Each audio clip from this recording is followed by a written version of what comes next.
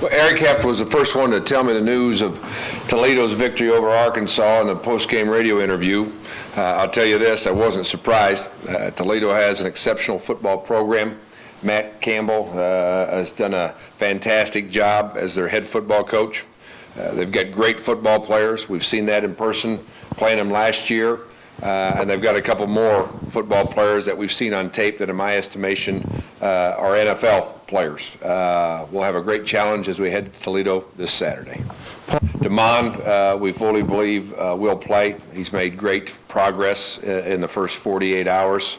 Cornerback Sam Richardson will not be available to us. Gabe Luna, defensive end, again, will not be available to us. Well, I continue to talk about the running game because it's not going away, and it's something that you still have to do. You can't abandon it. It's one of the challenges that our offensive staff has and our offensive side of the ball has, and we talked about it at length on Sunday and on some of the things that we potentially can do to get it on track and help the rest of the offense. The second half, Iowa was able to line up and press our receivers and defend the pass very successfully. And when teams know that you're in that situation, they're going to be able to defend you better. So we've got a very talented quarterback and we've got very skilled receivers. But if you don't have something to complement that, it begins to be a more challenging situation for them as well.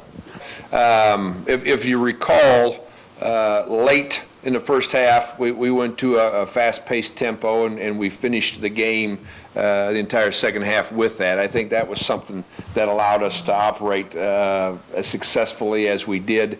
It was something that they had not seen on tape from us, so they had to adjust to that on the fly.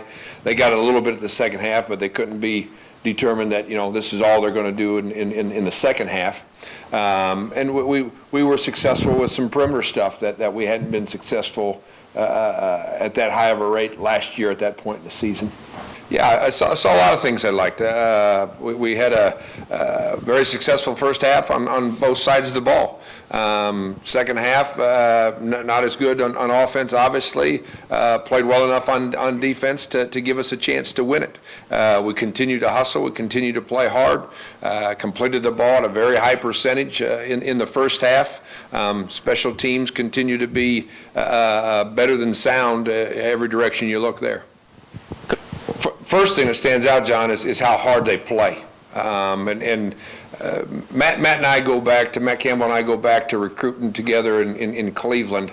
And I know how tenacious he was as a recruiter and a worker. And his personality is fully visible in his football team. They play hard. And I'm not just talking, when you say that about a football program, first and foremost, it's from snap through the whistle.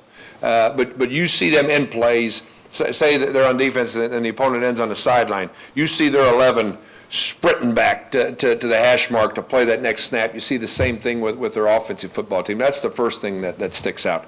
They got good players. The quarterback's an NFL player, in our opinion. The running back's an NFL player, in our opinion, through film. And Lou Ayeni's coaching relationship with him.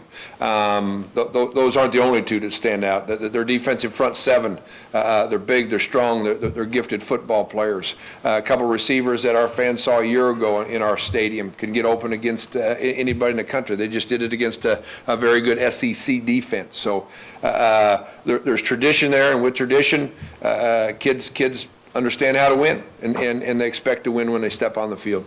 All the work that we've done in the off season and what I saw in the weight room at 6, 7, and 8 o'clock this morning, what I saw in the dining hall yesterday, what I saw in our office hallways yesterday. We got some lug nuts that need tightened up, but we're moving ahead, and everybody's of that mindset in that direction. Again, Randy, I don't know if it's just all offensive line. I think our coaching staff needs to give them some help. The easy answer to that is when people block people, you need to move them wider or move them more downfield to allow a ball carrier more space to run in. Now, how can I help you get that done as a coaching staff.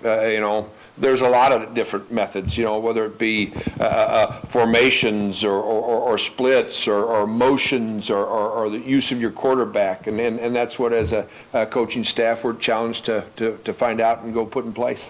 Well, I think one of the keys is, a lot of people available from different spots to come after the quarterback. And I think Stan Hagen has done a nice job of getting those guys to just be relentless in their pursuit of the quarterback. And, a number of our sacks have come in that area where a quarterback shifted, he's moved, and somebody's effort just to finish the play gets there and makes it.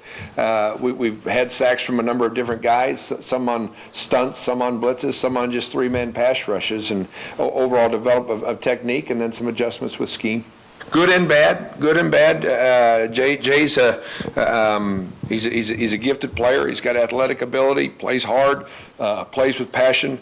But he was one of the first guys to grab me in a weight room today and tell me about a number of his mistakes. I challenged our guys to get in Sunday and watch the tape, and he was one of the first to grab me. And I already knew what the mistakes were, but I feel good that he pointed them out too and owned up to them. And I know Jay will go right back to work to fix them and not allow it to happen.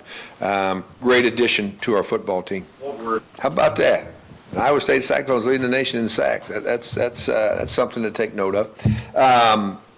Dale, that was what Dale was at Pasadena Community College. I don't know if he ended up with it, John, but he was pretty close to ending up with the school record for sacks, and certainly that's one of the things that made us take notice. When he finally embraced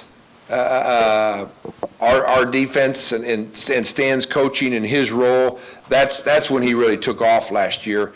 He's a guy, he was a captain for us Saturday based on his effort, not only on the game field but on the practice field.